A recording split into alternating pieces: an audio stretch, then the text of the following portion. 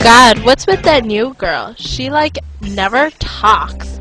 Yeah, she's so quiet. She's snobby. What a brat, thinking she's better than us. Yeah! Don't make fun of the new girl. What? That girl might have social phobia. Social. Social phobia is a fear of being in social situations such as public speaking, eating in public, going to parties, or making small talk with people.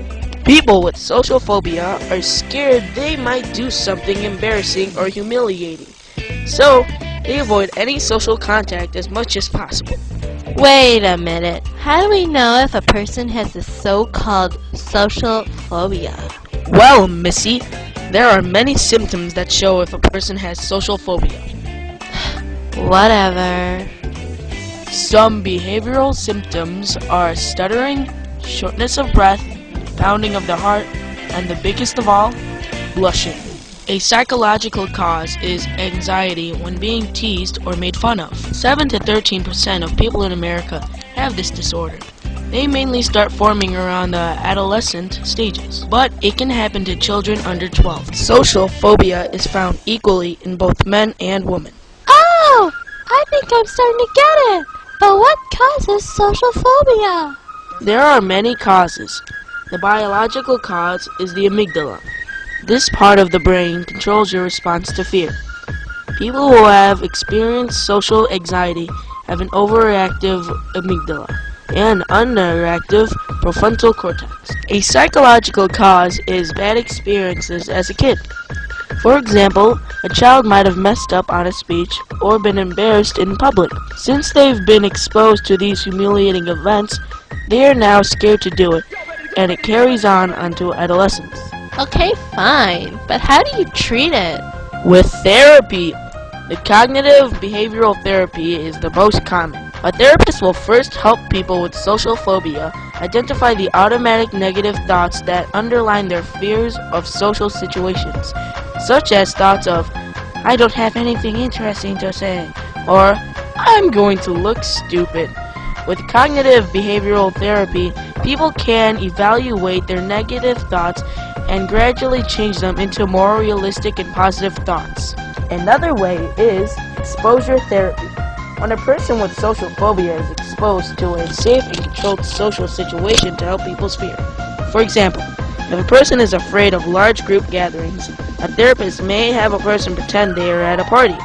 Then, using relaxation techniques, the person can imagine themselves in the anxiety-producing party until the fear begins to subside. Once they are able to imagine going to a party without fear, they may expose themselves to a party in real life. There are also medications. Some medications include antidepressants.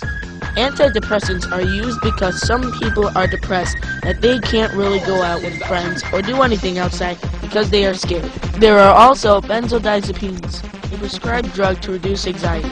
However, because benzodiazepines are habit-forming, they are less often prescribed and only used for short-term use. Lastly, beta blockers. Beta blockers work by blocking the flow of adrenaline that often occurs during a stressful event. While they don't affect emotional symptoms of anxiety, such as nervousness, beta blockers control physical symptoms such as sweating, rapid heart rate, and shaking hands or voice. Really? Do these medications really work? Well, the success rate is about 50-50, and statistics show that about 13% of the people in the U.S. has social phobia. Why is this important again? Because many people often confuse shyness with social phobia. There is a difference. People with social phobia are worse. Social phobia is a kind of extreme shyness. Extreme to the point of avoiding social situations, whereas shyness is just being scared, but they don't avoid any social situation. Also, by noticing the differences, it can benefit individuals by identifying people with this disorder. We can make sure to not put them on the spot or make fun of them. We might accidentally worsen it and making it harder to treat. Now, what you guys can do to help is to try to encourage them to be more comfortable with themselves. Also, just staying with them and being a good friend is enough. Encourage them to talk and reassure them that they don't look stupid. Chances are, What you say to them will impact them. Oh wow, I learned a lot. Me too!